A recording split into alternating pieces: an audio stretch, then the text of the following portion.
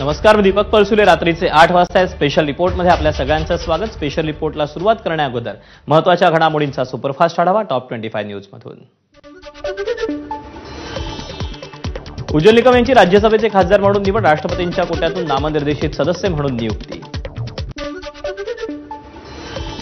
उज्ज्वल निकम यांच्यासह चौघांची राज्यसभेचे खासदार म्हणून निवड झाल्याची गृह मंत्रालयाची माहिती. सदानंद मास्टर, हर्षवर्धन श्रृंगला आणि मीनाक्षी जैन यांची निवड. उज्ज्वल निकम यांची राज्यसभेचे खासदार म्हणून निवड. जळगावात कुटुंबियांकडून फटाके फोडून आनंदोत्सव साजरा. प्रदेशाध्यक्षपदाची धुरा सांभाळल्यानंतर रवींद्र चव्हाणांचं उद्यापासून 6 दिवस मंडल अध्यक्षांसोबत बैठक सत्र. आगामी स्थानिक निवडणुकांच्या रणनीतीवर बैठकीत चर्चा होण्याची शक्यता. आमदार सुहास कांदे आणि भाऊ गुरुदेव कांदे यांच्यात नोटिशीद्वारे आरोप प्रत्यारोप. आपल्या नावाचा वापर करून भावानं खंडणी उकळली. सुहास कांदेंचा आरोप. तर सुहास कांदेंच्या नावाचा कुटुंबालाच त्रास, भावाचं वक्तव्य. उत्पादन शुल्क वाढीविरोधात राज्यात उद्या बार बंद. उत्पादन शुल्कात केलेली 60% वाढ आणि विदेशी मद्याच्या विक्रीवरील अतिरिक्त 10% कर वाढीविरोधात हॉटेल अँड रेस्टॉरंट असोसिएशन आक्रमक. शिवरायांची राजधानीशी निगडीत असलेल्या छत्री निजामपूर ग्रामपंचायतीचं नाव अखेर बदलणार. आता ही ग्रामपंचायत किल्ले रायगड ग्रुप ग्रामपंचायत म्हणून ओळखली जाणार.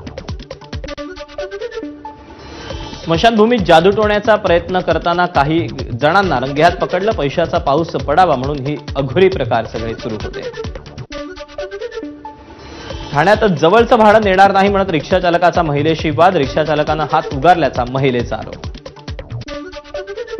लातूरच्या सुमठाणा गावात घरगुती शेतीच्या वादातून 72 वर्षीय वृद्ध महिलेला मारहाण. सुनेकडून वृद्ध महिलेला केस ओढून लाथाबुक्क्यांनी मारहाण केल्याचा व्हिडिओ व्हायरल. परभणीच्या सेलू तालुक्यात मोरे गावात तरुणाचा मृतदेह आढळल्यानं खळबळ. आर्थिक व्यवहारातून 3 ते 4 मित्रांनी तरुणाची हत्या केल्याची पोलिसांची माहिती. ठाण्यात घोडबंदर मार्गावर अज्ञात वाहनाची दुचाकीला धडक. दुचाकीवरील महिलेचा जागीच मृत्यू.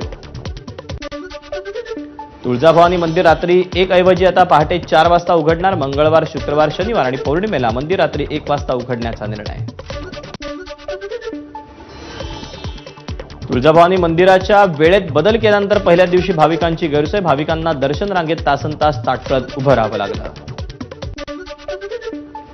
अमरावतीच्या चिखलदऱ्यात जोरदार पाऊस. मुसळधार पावसामुळे भीमकुंड धबधबा प्रवाहित.